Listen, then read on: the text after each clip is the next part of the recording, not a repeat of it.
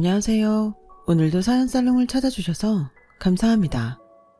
저는 변호사이자 30대 중반에 결혼한 지 얼마 안 된 새댁입니다. 여러분은 행복 총량의 법칙을 알고 계신가요? 지금 닥친 불행만큼 앞으로 행운이 찾아온다는 법칙인데요. 행복과 불행은 손을 잡고 온다고 하잖아요.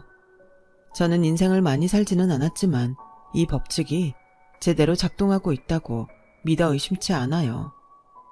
사실 이 법칙을 믿게 된 건 저의 불행했던 어린 시절 때문인데요. 그때 당시 저의 불행은 저의 친엄마가 지병으로 돌아가시면서부터 시작됐어요. 친엄마는 원래부터 몸이 많이 약한 사람이었는데요. 3살쯤에 돌아가셔서 저는 기억이 잘 나지 않지만 나중에 외할머니를 통해 듣기론 엄마가 위암에 걸리고 저를 임신한 걸 알았고 당연히 수술과 항암을 해야 했기에 아빠는 물론이고 의사선생님까지도 임신을 포기하라고 권했대요. 하지만 엄마는 차마 저를 포기할 수 없었고 평상시에도 몸은 약해도 한번 마음먹으면 누구도 말릴 수 없었기에 저는 그렇게 세상에 나올 수 있었어요. 그리고 엄마는 저를 임신하고 출산하느라 시기를 놓쳐 30도 되지 않은 젊은 나이에 세상을 떠나고 말았죠. 그 후 아빠는 어린 저를 보면 떠난 엄마가 너무 생각난다며 저를 외갓집에 버리다시피 했고 그렇게 저는 외할머니와 9살까지 살았는데요. 문제는 외할머니도 연세가 많으셔서 더 이상은 저를 키울 수 없었다는 거예요. 연수야, 내일은 연수 아빠가 연수 데리러 올 거야. 아빠? 연수 아빠는 외국에 있다고 하지 않았어? 그게 사실은 연수 아빠는 계속 서울에 있었어. 할머니가 거짓말한 거야. 미안해. 왜? 할머니가 왜 거짓말을 해? 할머니가 계속 연수랑 같이 살고 싶었거든. 연수가 서울에 아빠가 있는 걸 알면 할머니랑 안 살고 싶다고 할까봐. 에이, 난 얼굴도 모르는 아빠보다 할머니가 더 좋은데. 그러니까 아빠 보고 오지 말라고 해. 연수야, 그건 안 돼. 연수는 이제 아빠랑 살아야지. 왜? 할머니, 이젠 연수랑 안 살고 싶어? 그래서 나 아빠한테 보내는 거야? 아니, 그럴 리가 있어. 사실은 할머니가 몸이 많이 아파. 그래서 병원에 가야 하는데 집에 언제 올지 몰라서 그래. 그동안 우리 연수 돌봐줄 사람도 없고. 그럼 나 할머니 병원에 있는 동안만 아빠랑 있는 거야? 할머니 다 나으면 나 데리러 와? 그럼 할머니 다 나으면 우리 연수 꼭 데리러 오지. 알겠어. 그럼 할머니 다 나을 동안만 아빠랑 있을게. 대신 빨리 나아야 해. 저는 아무것도 몰랐어요. 할머니가 하루에 그 많은 약을 먹고 있다는 걸 알면서도 그게 다른 할머니들도 다 그런 줄 알았거든요. 그래서 금방 다시 할머니와 살게 될 거라고 생각했어요. 태어나 처음 본 아빠는 저에게 아무런 말도 하지 않았어요. 손도 잡아주지 않았고요. 그리고 도착한 집에는 또 다른 할머니가 있었는데 저랑 내내 함께 살던 할머니와는 전혀 다른 사람이었어요. 아니 넌 이제 좀 있으면 새장가 갈 놈이 애를 데려오면 어떡해? 그럼 어떡해? 당장 장모님도 오늘 내일 하신다는데. 장모? 장모 같은 소리 하네. 왜 그 집 사람이 장모야? 네 장모는 이제 연희동에 있는 그분뿐이야. 알겠어? 하필이면 식도 올리기 전에 저 물건을 데려와서 그 옆에 내 아픈 거 맞아? 야, 니네 외할머니 정말로 아파? 엄마, 그만해. 나도 지금 머리가 복잡해서 터질 것 같으니까. 그리고 미옥 씨도 나 애 있는 거 알잖아. 다 알고 결혼하는 건데 뭐 어때? 그래도 아는 거랑 보는 건 다르지. 그냥 쟤 고아원에 데려다 주면 안 되냐? 나 솔직히 쟤 보는 거 재수없어. 지 애미 잡아먹고 태어난 물건이 이번엔 누구 잡아먹을 줄 알고. 엄마, 좀. 아무리 그래도 애 앞에서 그래. 아무튼 당분간은 엄마가 얘 좀 맡아. 나는 회사도 가야 하고 결혼 준비해야 하잖아. 둘 다 재혼인데 그냥 간단히 하면 될걸. 예, 그건 아니다. 둘 다 재혼이니까 더 화려하게 해야지. 원래 어두운 건 밝은 걸로 덮어야 해. 잔말 말고 그쪽에서 하자는 대로 해. 막말로 그쪽엔 딸린 애도 없잖아. 따지고 들면 우리가 불리해. 알겠어? 알았어. 생각해보니 저는 아빠를 만나고 한 번도 아빠를 불러본 적이 없어요. 아빠도 저를 부르지 않았고요. 그리고 어렸지만 이 사람들이 저를 반가워하지 않는다는 건 충분히 알 수 있었어요.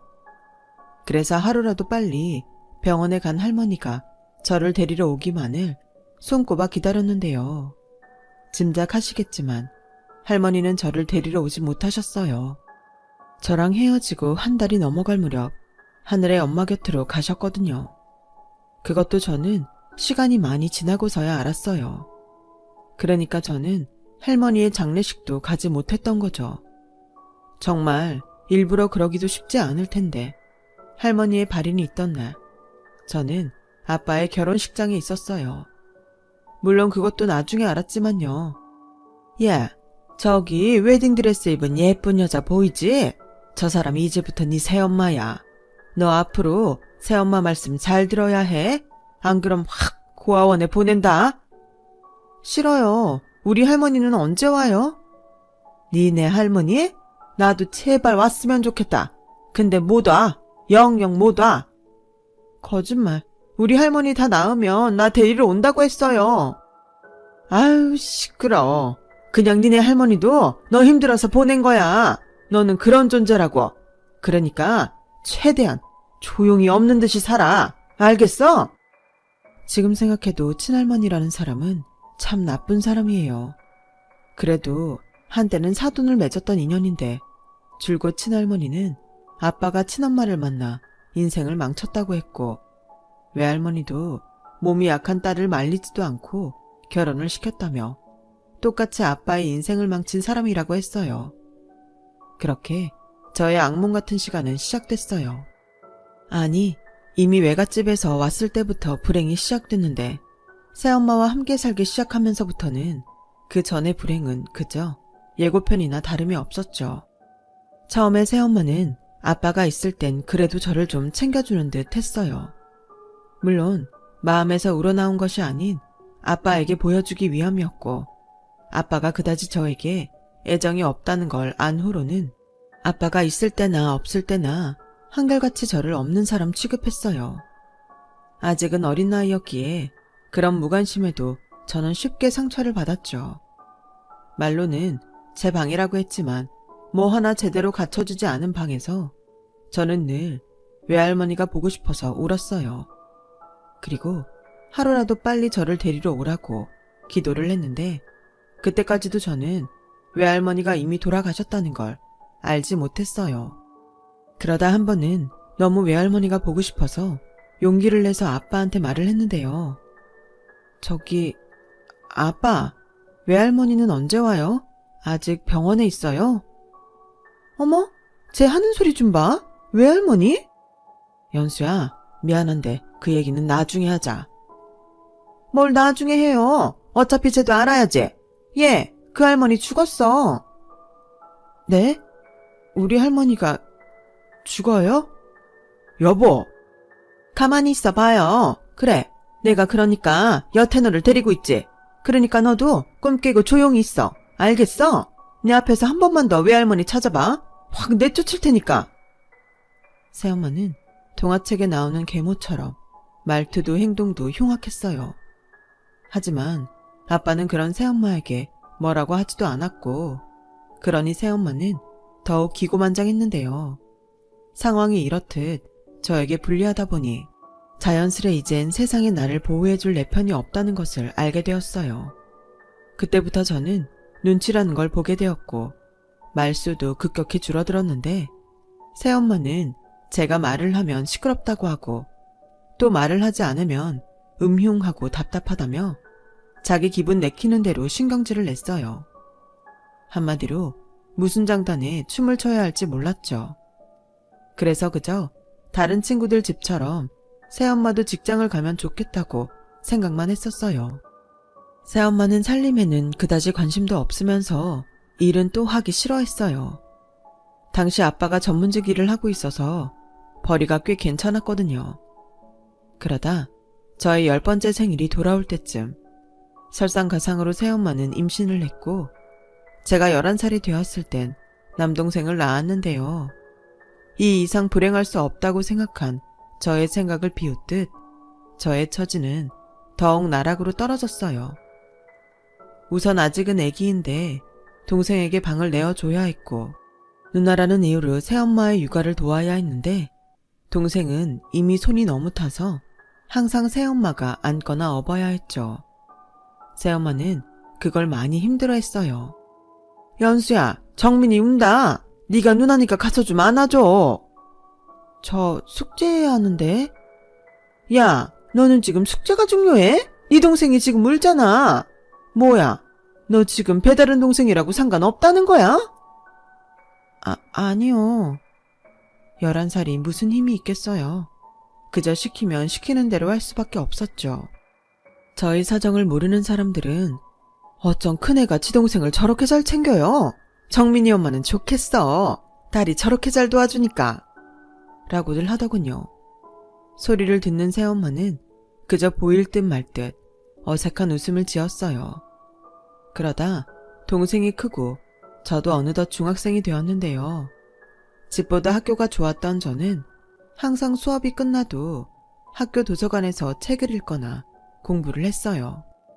저도 그때는 머리가 좀 커서 일찍 집에 가봤자 유치원에서 온 동생을 돌봐야 하니 차라리 공부를 하는 게 낫다고 생각했죠. 그 때문에 새엄마는 늘 저에게 화를 냈어요.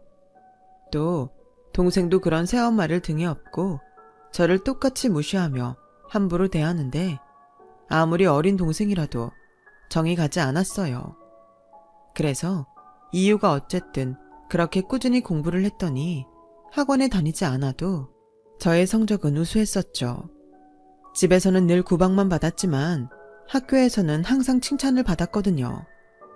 당연히 칭찬받는 게 좋았던 저는 계속 그 칭찬을 받고 싶어서 교과서를 달달 외울 정도로 공부를 했어요. 공부하느라 늦게 집에 온 저에게 새엄마는 어디서 놀다 이제야 기어들어오냐며 저를 구박하셨어요. 저 놀다 온 게 아니고 공부하다 온 거예요.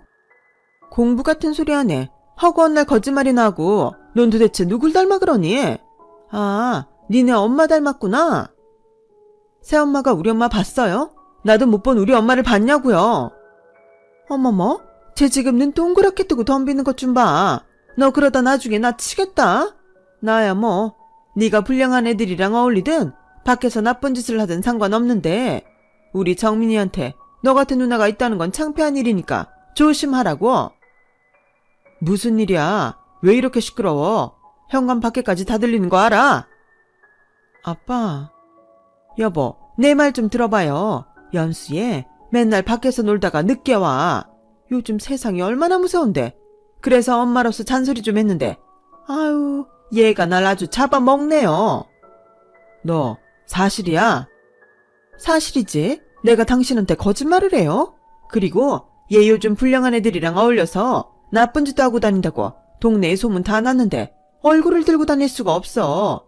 우리 정민이까지 싸잡아서 욕 들으면 어떡해요? 아씨, 저 공부하다 오는 거라고요. 못 믿겠으면 학교 도서관에 가서 확인하면 되잖아요. 왜 엄한 사람을 이상하게 몰아요? 어머머, 제 눈빛 좀 봐. 여보. 둘 다 그만해. 나야말로 밖에서 일하느라 피곤한 거 안 보여? 제발 집에서는 조용히 좀 살자. 그리고 연수 너 아무리 새엄마라고 해도 어른이야. 버릇없게 굴지 마. 알겠어? 그때부터였어요. 저는 새엄마보다 다 알면서 방관하는 아빠가 더 싫었어요. 그래서 한참 예민한 사춘기 시기를 저는 가장 불행한 사람은 나라고 생각하며 보냈죠. 당시 담임 선생님께서는 그런 저를 눈여겨보셨던 것 같아요. 연수야, 요즘 고민 있니? 학기 시작한 지 꽤 됐는데 선생님이 연수 웃는 모습을 본 적이 없는 것 같아. 고민 없어요. 그냥 좀 우울할 뿐이에요. 왜? 선생님한테 얘기해주면 안 될까? 선생님이 도울 수 있는 게 있으면 돕고 싶은데. 그럼 저 선생님 집에 가서 살아도 돼요? 뭐? 왜? 집에 무슨 일이 있는 거야? 저는 처음엔 이야기하지 않으려 했어요. 어차피 담임 선생님이라도 뾰족한 수가 없을 거라는 걸 알았으니까요. 그런데요, 제 안에 억울한 것이 많았는지 생각과 다르게 말문이 한번 터지니 멈출 수가 없더라고요. 눈물, 콧물 다 쏟아내며 그간에 힘들었던 일을 모두 털어놨는데요. 선생님은 제 말을 다 듣고 어떤 말씀을 하시기보다 저를 꼭 안아주셨어요. 그리고 같이 사는 건 힘들어도 선생님 집에 자주 놀러와 밥도 먹고 공부도 하자고 하셨는데 저는 그때 선생님이 만들어주신 불고기 맛을 잊을 수가 없어요. 불고기는 항상 동생이랑 새엄마만 먹는 음식이었으니까요. 저는 마치 걸신이 들린 아이처럼 밥을 2공기나 비웠죠. 그 후 담임 선생님에게 완전히 마음을 열어 그때부터는 학교 도서관에서 선생님을 기다렸다가 선생님 댁에 가서 밥을 먹고 공부를 하고 집에 갔는데요. 귀가 시간이 더 늦어졌다고 새엄마는 또 저를 잡아먹을 듯 소리를 질렀어요. 너 내 말이 우습냐? 일찍 다니라고 했더니 더 늦게 다녀? 왜? 밖에서 뭔 짓을 하는데 또 도서관에서 공부했다고 거짓말 해봐. 담임 선생님 집에서 밥 먹고 같이 공부하다 온 거예요. 또 거짓말하네. 담임 선생님이 왜 너한테 밥을 주고 공부를 시켜? 혹시 니네 담임 남자 선생이니? 여자예요.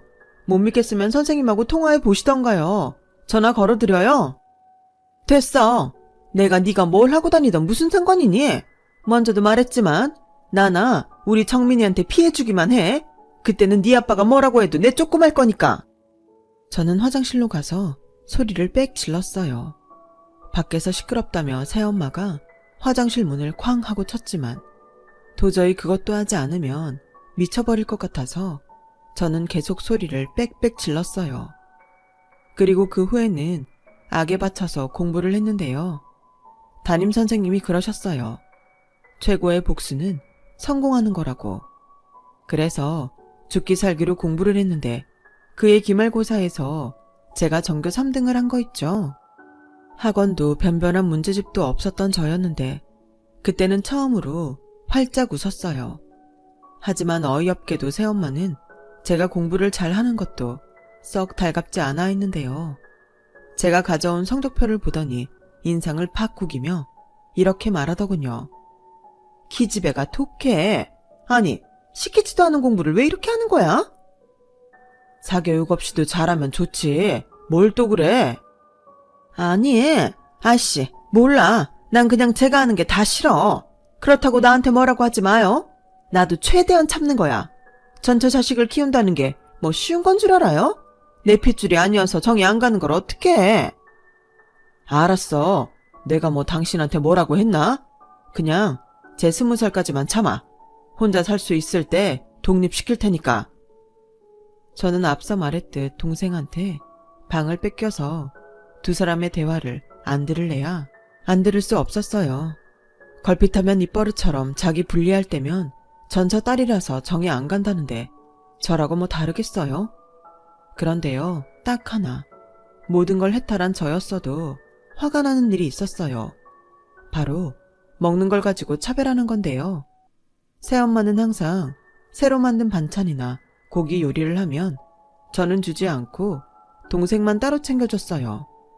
안방에서 저 몰래 둘만 따로 먹었거든요. 하지만 그 냄새는 어쩔 수 없잖아요.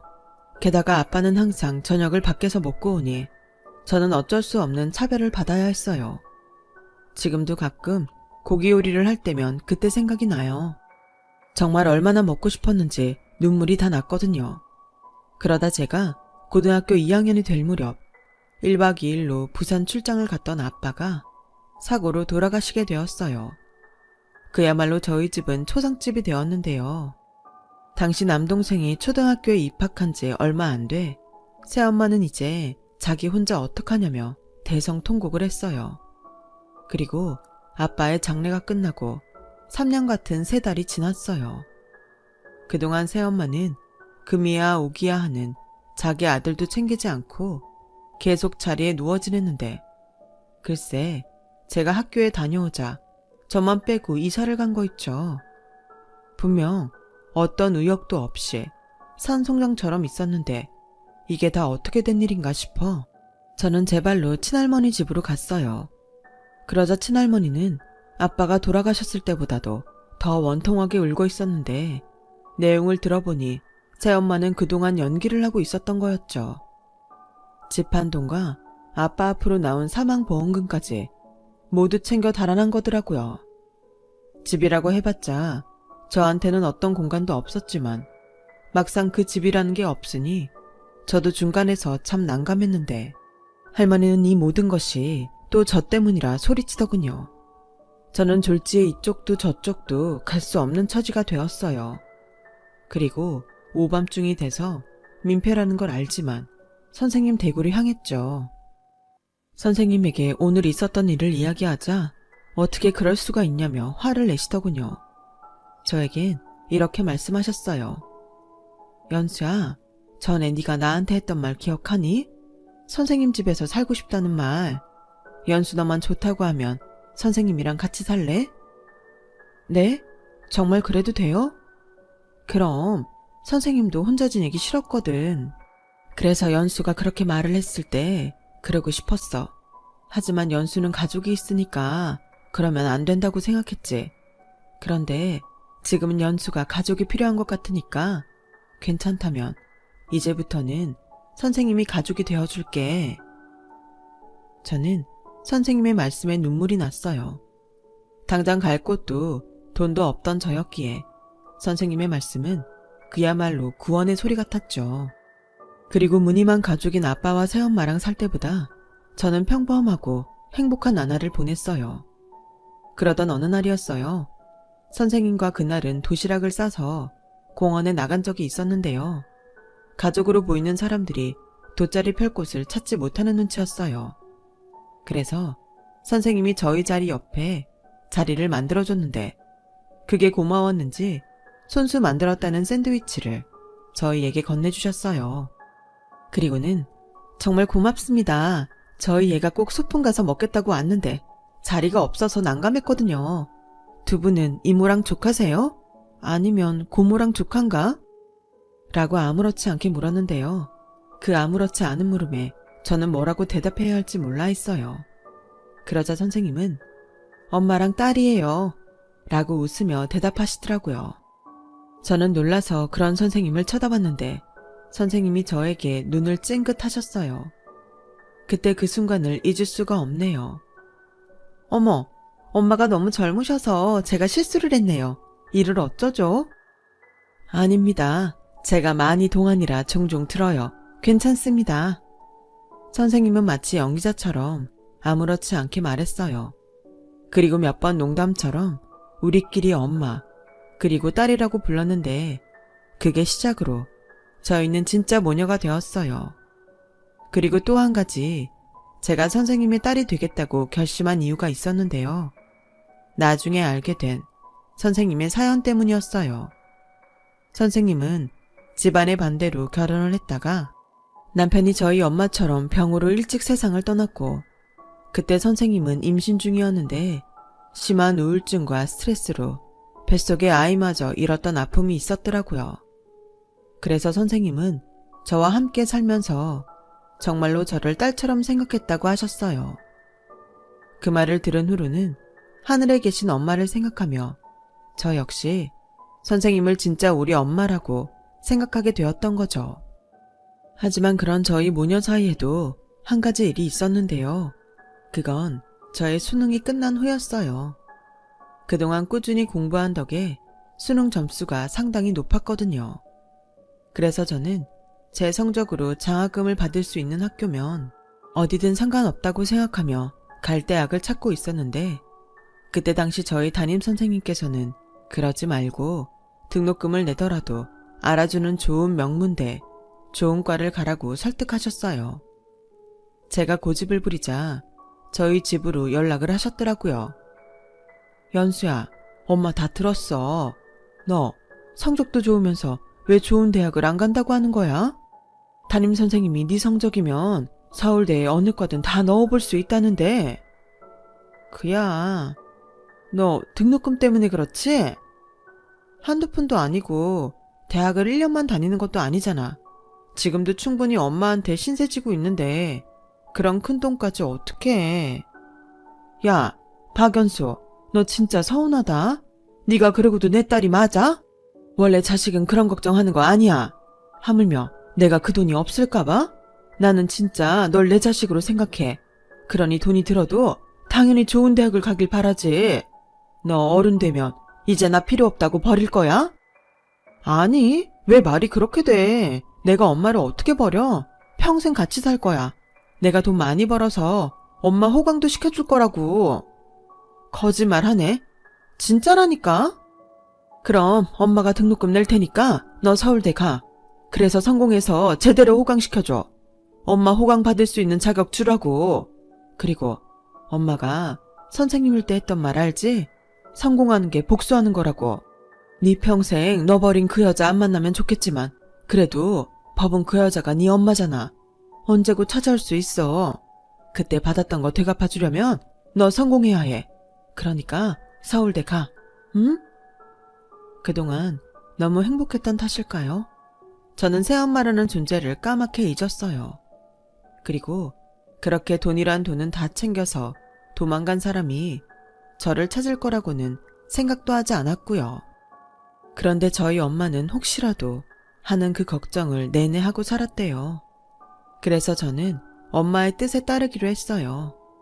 그래서 서울대 법학과에 입학을 했고 저보다 더 기뻐하던 엄마와 남들이 다 한다는 학교 교문 앞에서 사진도 찍었는데요. 지금도 그 사진이 제 사무실 책상에 놓여 있어요. 엄마의 환한 그 얼굴을 보면 어떤 재판도 다 이길 수 있는 기분이 들거든요. 대학을 다니는 동안도 엄마는 미팅, 연애, 여행 같은 남들 하는 건 다 해야 한다고 잔소리를 늘어놓으셨는데 그 덕에 제 인생에서 가장 행복한 추억이 많았던 때가 제 대학 시절이 되었어요. 기억이 없으니 추억도 없는 그런 우울한 인생이었는데 저는 엄마를 만나 추억이 너무 많은 행복한 사람이 되었어요. 그리고 그 행복은 저의 인상까지 바꿔놨는데요. 아빠가 돌아가시기 전까지는 늘 우울해 보인다는 소리를 듣던 제가 변호사님은 인상이 너무 밝고 좋으세요. 사랑 많이 받고 자란 티가 나요. 라는 소리를 들었고 그 소리를 듣는데 항상 남들 하는 건 다 해봐야 한다고 잔소리를 하던 지금의 엄마가 떠오르는 거 있죠. 이렇듯 사람은 사랑받으면 티가 나는 걸 저는 그때 알았어요. 그리고 조건 좋은 로펌에 스카우트 되어 한창 일에 빠져 살았고 그 때문에 제가 곧 있으면 30이 된다는 것도 깜빡하고 있었는데 전혀 생각하지도 않던 일이 벌어졌어요. 부끄럽지만 한때 제가 이 업계에서 승률이 너무 좋기로 평판이 좋았거든요. 그래서 말도 안 되는 사건을 가지고 찾아오는 사람들이 많았어요. 이기기만 하면 돈은 원하는 대로 주겠다는 등 조건도 많았는데 사실 저는 이길 수 있는 재판만 하거든요. 그러니까 누가 봐도 죄질이 나쁜 사건은 절대 맞지 않았어요. 왜 소문은 그런 건 나지 않는지. 아무튼 그렇게 저를 찾아온 사람들은 제 얼굴도 제대로 보지 못하고 사무장님들이 알아서 차단해 주시는데 그날은 여직원이 굉장히 난처한 얼굴로 저를 찾아왔어요. 변호사님, 밖에 한번 나오셔야겠어요.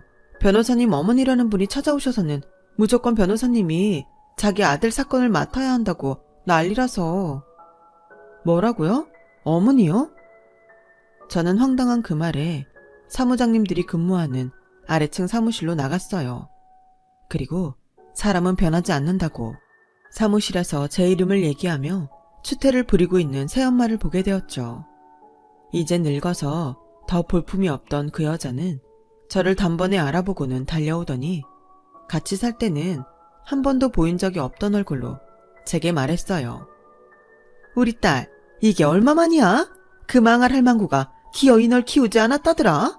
엄만 당연히 네 할머니가 널 거둘 줄 알았지. 그때 당시 네 아빠 죽고 엄마가 많이 힘들었잖아. 그래서 너까지 데리고 갈 엄두가 안 났는데 나중에 네 할머니한테 너 없다는 소리 듣고 내 마음이 얼마나 아팠는지 알아? 아니요. 제가 버려지면서 그것까지 알아야 해요? 버리다니 오해야.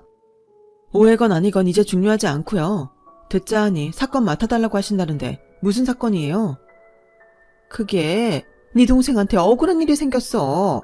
그 순둥순둥한 애가 꽃뱀한테 엮여서 고소를 당했거든. 설마 강간 사건이에요? 그러니까 강간이 아니고 그 여시 같은 애가 우리 아들.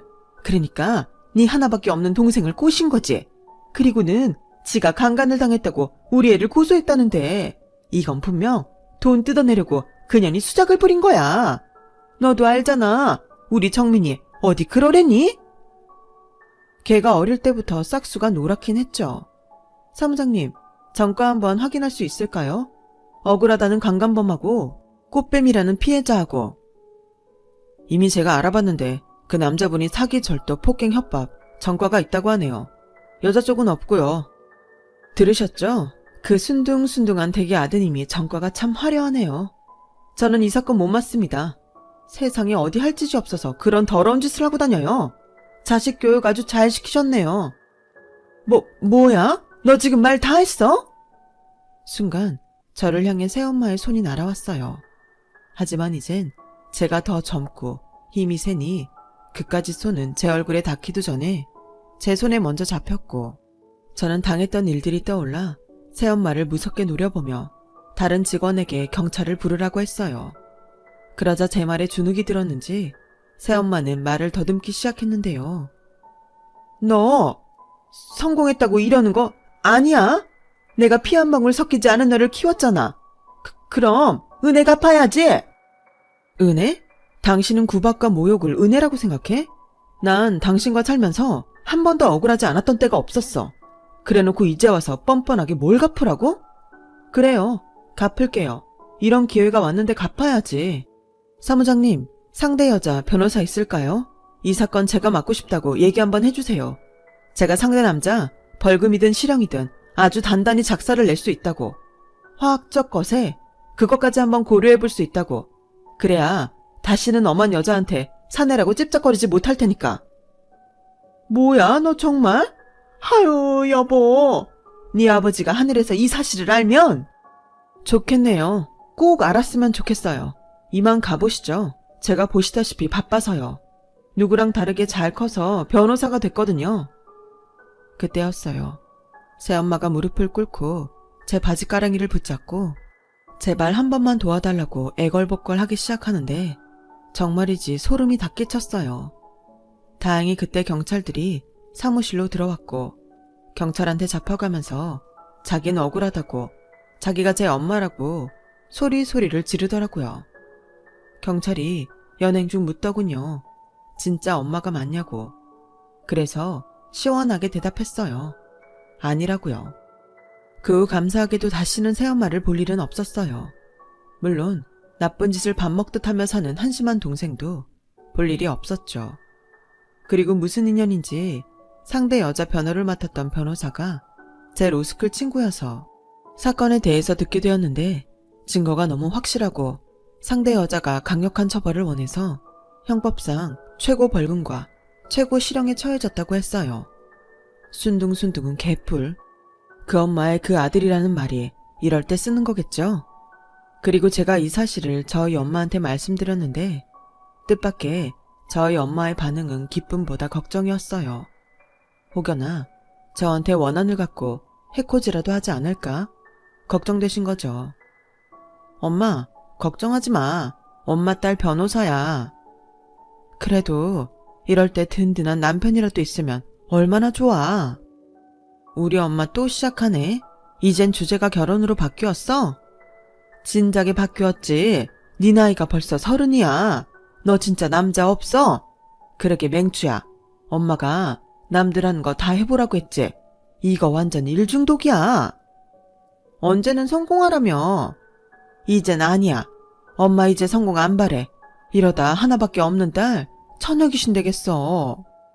그럼 이제 엄마가 바라는 건 결혼이야? 아니, 네 행복. 네가 좋은 사람 만나서 세상에서 가장 행복했으면 좋겠어. 내가 바라는 건 그거야. 참 신기해요. 피 한 방울 섞이지 않았는데 엄마는 어떻게 늘 저런 생각을 하는 걸까요? 원래 엄마라는 사람들은 다 그런가요? 저는 엄마의 말에 말문이 턱 하고 막혔어요. 엄마의 마음이 제 눈에 너무 잘 보여서 어떤 말도 하지 못했죠. 그리고 좀 늦었지만 5년 뒤 엄마가 바라던 대로 저는 좋은 짝을 만나 결혼을 했어요. 의료소송 자문을 해주다 만나게 된 인연인데 저희 엄마의 지극정성 잔소리가 통했는지 아이들을 너무 좋아하는 남편에게 제가 한눈에 반한 거 있죠. 남편은 일찍 개원을 한 소아과 의사예요.